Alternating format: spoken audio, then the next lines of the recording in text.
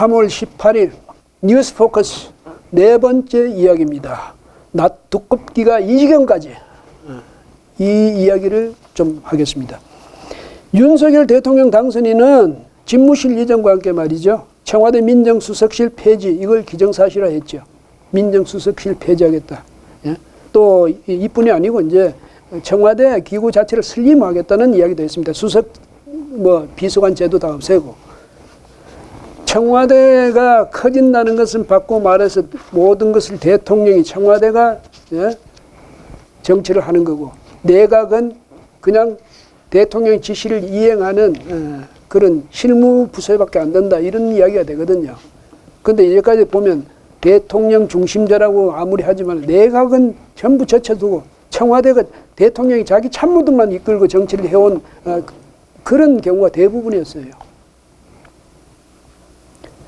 그래서 윤석열 이 당선인은 이제 청와대는 조직을 슬림하고 내각이 정치를 이끌어 나가도록 내각이 국정을 이끌어 나가도록 그런 시스템으로 가겠다고 이야기하는데 바람직한 일이에요. 장관이란 사람들이 청와대 비서관 담당 그 비서관 눈치나 살피고 말이에요. 이런 그런 좀 굴절된 그런 정치가 국정 운영이 계속돼서는 안 되죠. 그러니까 거기서 무리가 나오는 거예요. 예?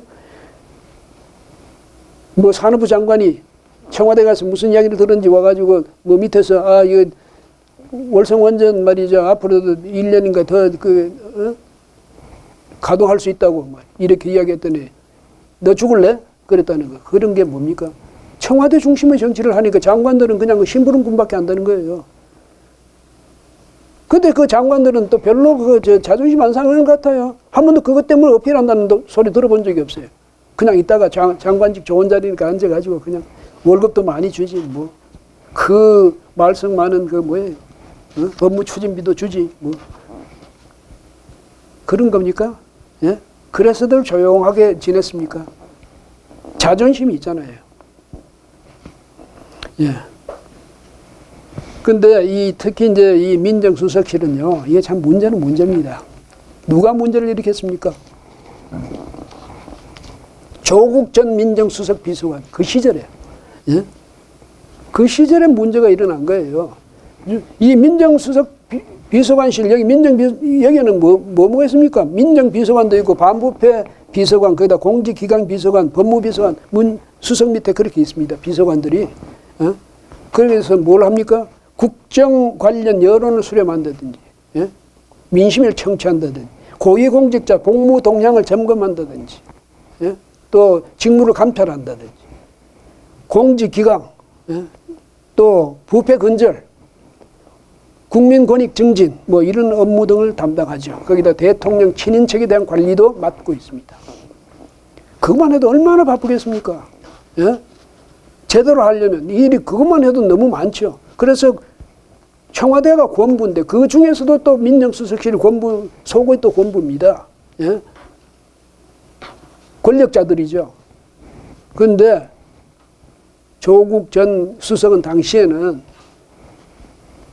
개헌 작업을 조 수석이 이끌었습니다. 그 다음에 그걸 다 만들어가지고 개헌 배경이라든지 의의라든지 의미라든지 이런 것을 설명하고 개헌한 내용을 국민에게 발표하는 것.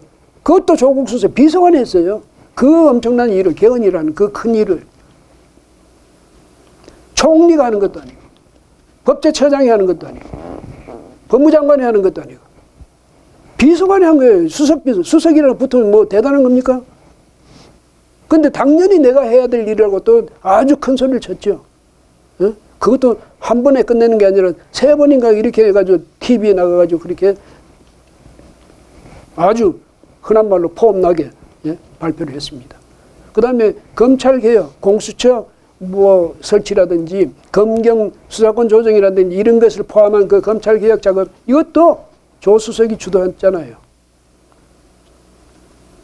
이렇게 거창한 일을 했죠. 또 지금 재판 중에 있습니다만은 울산시장 보궐선거에서 문재인 대통령의 30년 직위 송철호 씨, 지금 시장이죠. 이 사람 당선시키기 위해서 청와대가 조직적으로 개입했다. 그런 의혹을 받고 그런 혐의로 지금 재판을 받고 있잖아요.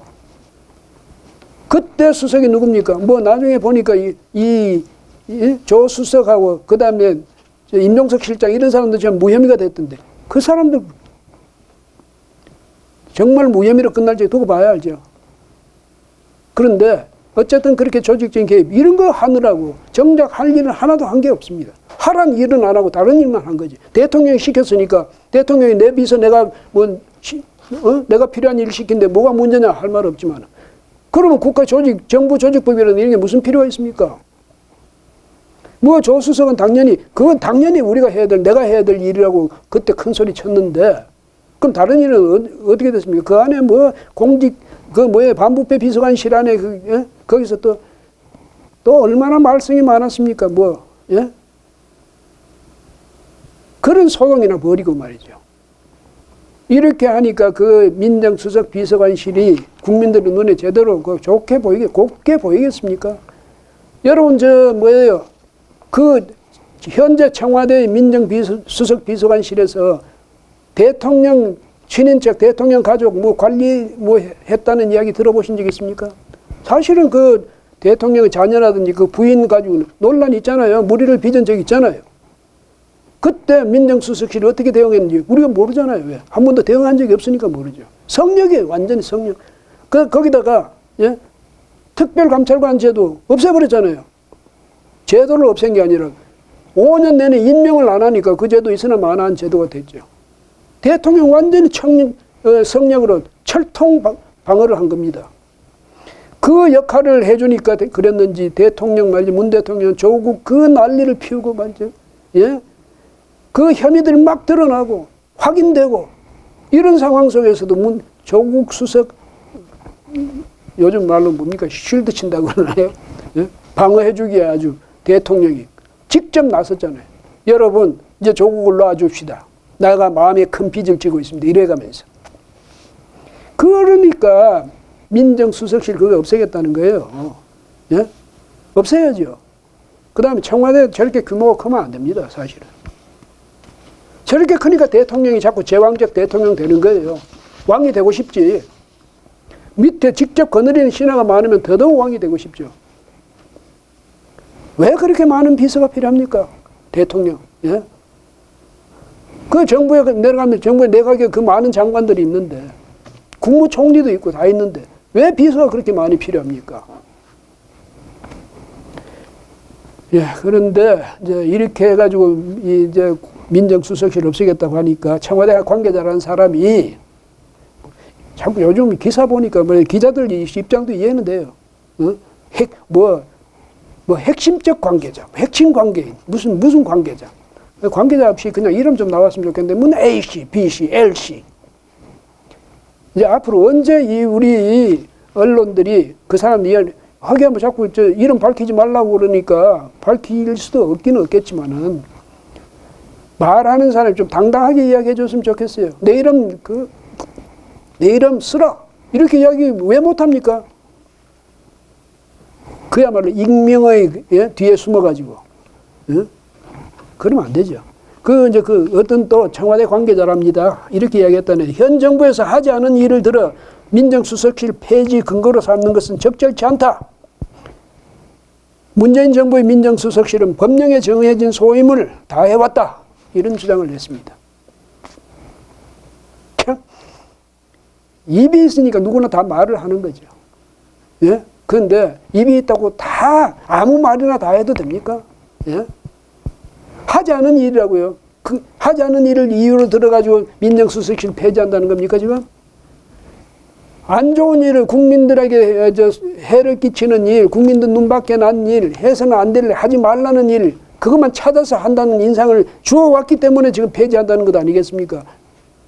윤 당선인이 윤 후보 때 바보입니까? 표 떨어질 말을 합니까? 표가 들어올 말을 하지. 뭘 했습니까? 법령에 정해진 소임을 다 했습니까? 방금 제가 말씀드렸잖아요. 그게 법령에 정해진 소임을 다 한 겁니까? 정작 해야 될 일은 안 했는데. 그러니까 없애야죠.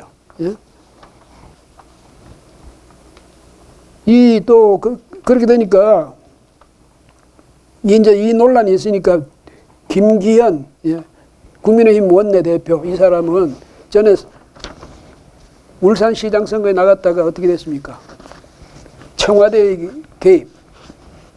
그러니까 문재인 대통령의 30년 지기 송철호 당선시키겠다고 회방 놓은 거 사실이잖아요. 청와대 차원에서 회방을 놓았죠.